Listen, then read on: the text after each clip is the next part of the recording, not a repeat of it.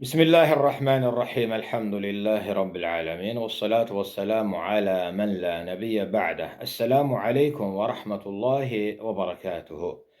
Hərflərin məxrəci ilə bağlı dərslərimiz davam edir. Bugün inşallah sad hərfi barəsində danışacağıq.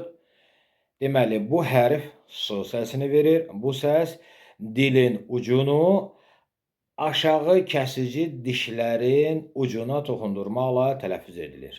Dilin ucunu aşağı kəsici dişlərin ucuna toxundurmaqla tələffüz edilir, qalın hərflərdəndir.